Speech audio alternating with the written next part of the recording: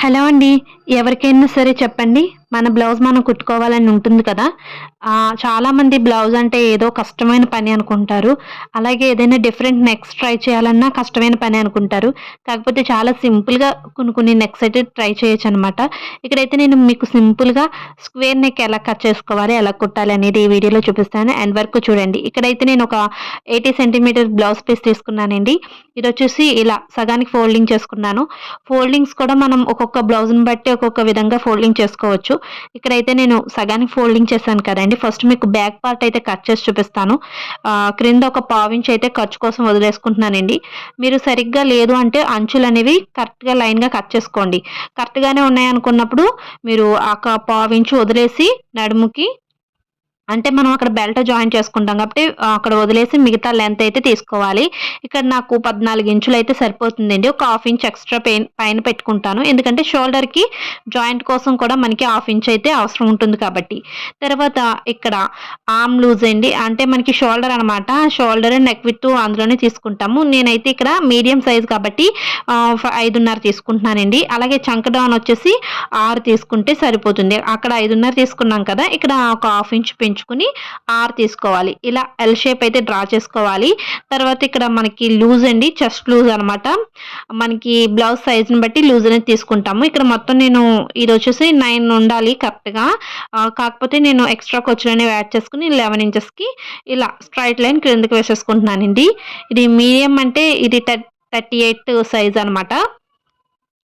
తర్వాత మనకి L shape వచ్చేసి ఎల్ షేప్ నుంచి క్రాస్ తీసుకోవాలి. 1.5 ఇంచులు తీసుకోవాలి. ఇక్కడి నుంచి చూడండి ఇక్కడ మనకి ఈ ఎల్ అయితే ఏదైతే ఉందో స్ట్రెయిట్ లైను అటు సగం నుంచి ఇటు ఇలా ఖర్చులోకి కలిపేసుకోవాలనమాట. ఇలా ఒక రౌండ్ అయితే తీయాలి. ఈ రౌండ్ తీసిన తర్వాత నెక్స్ట్ మనము నెక్ ఈ షోల్డర్ ఉంది కదా! దాంట్లోంచి నెక్‌ని, షోల్డర్‌ని సెపరేట్ చేసుకోవాలి. దానికోసం నెక్ విడ్త్ వచ్చేసి ఇక్కడ నేను 2.5 ఇంచులు తీసుకుంటున్నానండి. మీరు 3 ఇంచులనేది బాగా షోల్డర్ పెద్దగా ఉన్న వాళ్ళకైతేనే తీసుకోవాలి.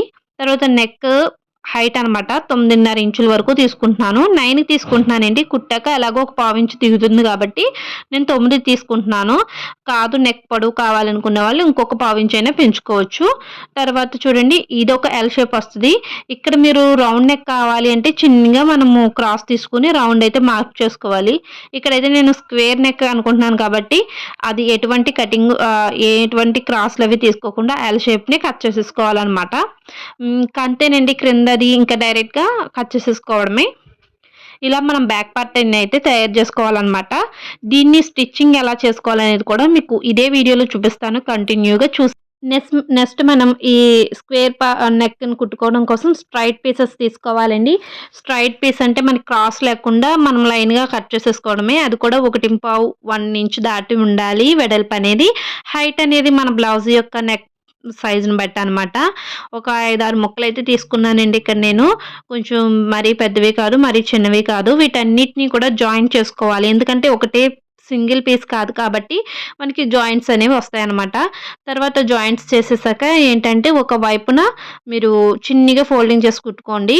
ఒక సైడ్ అనమాట. ఏదో ఒక వైపున మీరు కుట్టుకుంటే సరిపోతుంది. 2 సైడ్స్ అయితే అక్కర్లేదు.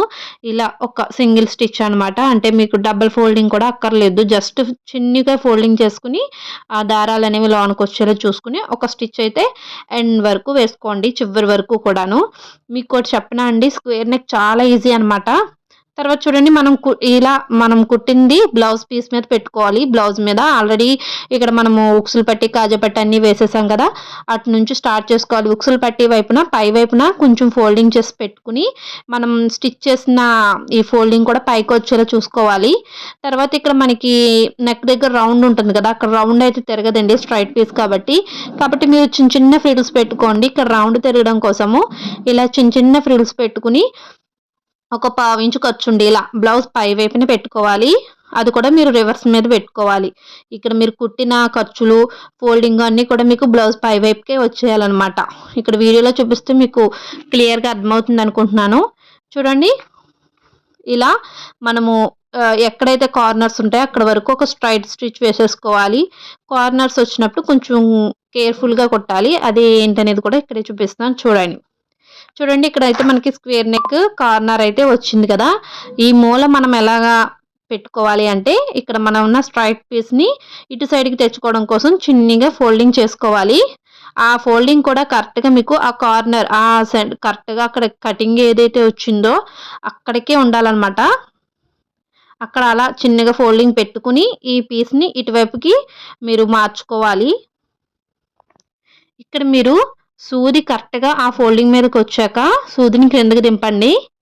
ఇలా సూదిని క్రిందకి దింపుకొని అప్పుడు ఈ మిషన్ యొక్క పాదాన్ని డైరెక్షన్ మార్చుకోవాలనమాట.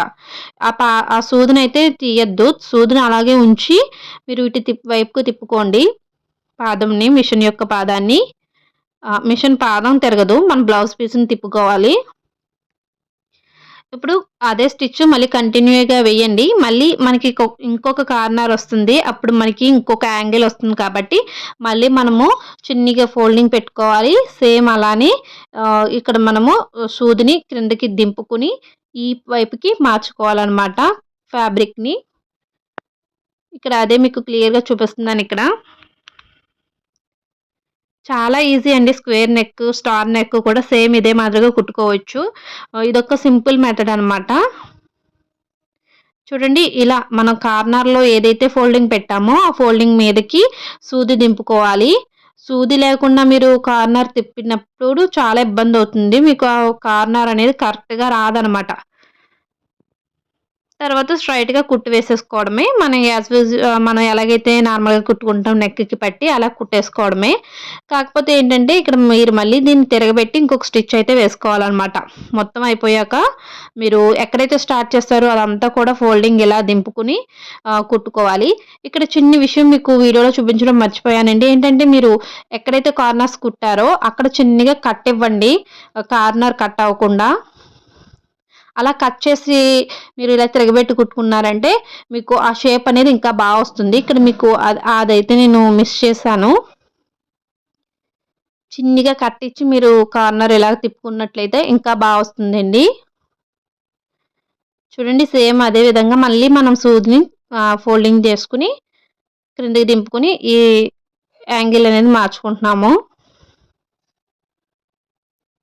ఇలా మనం బ్లౌజ్ ఈ పట్టీని తిరగబెట్టి కుట్టాక మనము చేతి కుట్లు వేసేసుకోవడమే. కావాలంటే మీరు ఇదే లోపలికి వైపుకి కూడా మడత పెట్టుకుని కూడా కుట్టు వేసుకోవచ్చు చేతి కుట్లు. చేతి కుట్లు కాదు డైరెక్ట్‌గా మిషన్ కుట్టు కూడా వేసేసుకోవచ్చు. ఈ విధంగా స్క్వేర్ నెక్ అయితే చాలా ఈజీగా కుట్టుకోవచ్చండి. అంతేనండి. ఇంకా స్క్వేర్ నెక్ కంప్లీట్ అయిపోయినట్టే. తిరగబెట్టి మనం ఇంకొక స్టిచ్ వేశాక ఇప్పుడు మనం చేతి కుట్లు వేసుకుంటే మంచి ఫినిషింగ్ అయితే రెడీ అయిపోతుంది. మీకు ఈ వీడియో హెల్ప్ అయితే తప్పకుండా వీడియోని లైక్ చేయండి.